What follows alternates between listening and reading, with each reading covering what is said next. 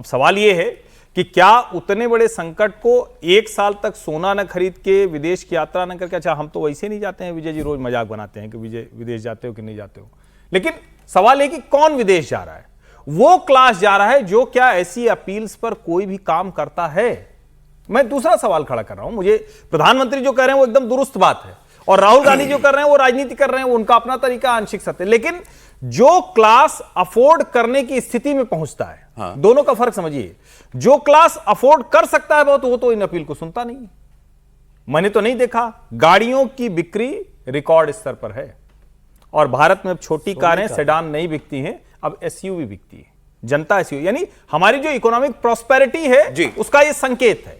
हां, सोने को जरूर मैं मानता हूं, भारत में सचमुच सोना ज्यादा खरीदा जाता है, और वो प्रैक्टिस के तौर पर करना पड़ेगा, सिर्फ एक साल नहीं, हमेशा के लिए। ये सिर्फ सोने की बात नहीं है जो राहुल गांधी कह रहे हैं, अखिलेश यादव भी वही बात कह रहे हैं कि चुनाव खत्म होते ही संकट याद आ गया है, और ये सारी पाबंदियां चुनाव के बाद ही क्यों याद आई? चुनाव में जो हजारों चार्टर उड़ रहे थे वो क्या पानी से उड़ रहे थे? जिन होटलों में बीजेपी के नेता रुक रहे थे वहां का खाना क्या बस सिलेंडर की फोटो दिखा के बना दिया जा रहा था? उनका अपना तंजा करने का तरीका। वो कह रहे हैं कि ये राहुल गांधी दो बातें कह रहे हैं और अखिलेश यादव ये कि भाई एक तो आपने ये चुनाव तक ये टाला, ये प्रतिबंध तो कोई नहीं लगा, होगा क्या? अगर जरूरत पड़ेगी तो तेल महंगा कर दिया जाएगा, दाम बढ़ा दिए जाएंगे, बाकी पूरी दुनिया में तो बढ़े ही है, सिर्फ हमारे देश में नहीं बढ़े हैं, तो वो वक्त आ जाएगा। तो दूसरा वो कह रहे हैं कि ये मिसमैनेजमेंट का नतीजा। दो अलग अलग बातें। इसमें एक लाइन और मैं जोड़ूं। देखिए, मैनेजमेंट तो इस सरकार ने अपने तय जितना शानदार किया उतना देश, दुनिया के किसी और देश ने नहीं किया। लेकिन एक बात मैं जरूर कहूंगा कि प्रधानमंत्री से लेकर पूरी कैबिनेट, पूरी सरकार और पूरी पार्टी, उनको भी ये दिखना पड़ेगा कि वो भी उतने ही संवेदनशील है। लेकिन इसमें से एक आरोप आपने सच माना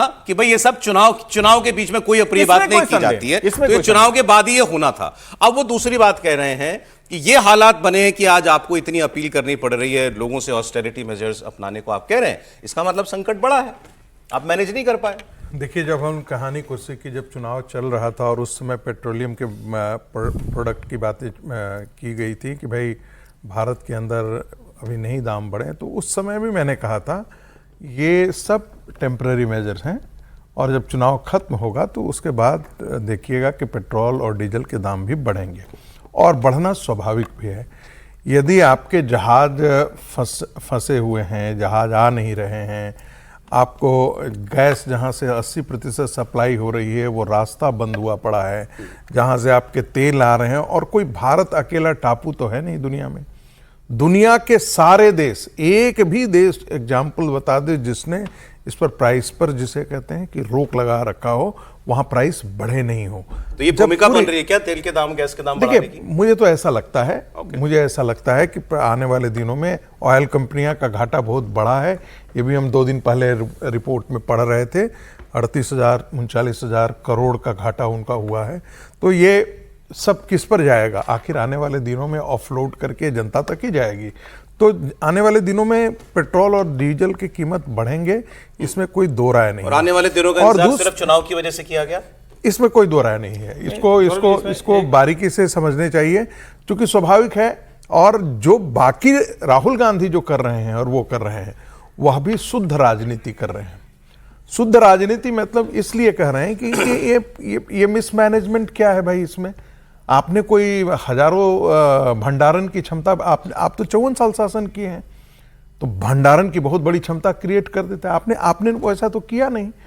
तेल का अल्टरनेटिव आप टेक्नोलॉजी डेवलप कर देते हैं, आपने तो 54 साल में कुछ नहीं किया। आप जब यूपीए की सरकार थी तो 3 लाख करोड़ का आपने जो है वो बॉन्ड जारी कर दिया, जिनको भरपाई करना जो है इस सरकार ने टैक्स के साथ भरपाई किया। तो आपने उस समय कौन सा मैनेजमेंट किया था? 12 साल से जोड़ दिया ना कि 12 साल में मोदी इस मुकाम पे ले आए। अरे भाई, प्रधानमंत्री नरेंद्र मोदी तो बहुत बड़े इकोनॉमिस्ट नहीं है ना। मनमोहन सिंह तो बहुत बड़े इकोनॉमिस्ट, दुनिया के बहुत बड़े, तब उनको ये क्यों गिरवी रखनी पड़ी थी भाई? ये शुद्ध जो है वो राजनीतिक आरोप है। लेकिन हाँ, जितना आप कंजम्पशन कर सकते हैं ये करने की आवश्यकता है, जिससे हमारा फॉरेन एक्सचेंज रिजर्व जो है वो बच सके। एक ब्रेक लेना पड़ेगा मुझे विजय जी और समीर जी के बाद में, उसके पास भाई एक लाइन में मुझे इतना और बता दीजिए कि अगर सरकार ये कुछ दाम बढ़ाती भी है, ऑयल प्राइसेस बढ़ाती है या गैस प्राइसेस बढ़ाती है, तो जायज होगा? मुझे लगता है बिल्कुल जायज है। जायज है, बिल्कुल जायज। इस पर तो मुझे लगता है हम लोग पहले आपूर्ति सुनिश्चित रहे, कीमत तो बढ़ानी पड़े, कोई रास्ता नहीं है। ये तो आप इसमें तो हम लोग इस पर कहानी चलिए, अच्छा ठीक है तो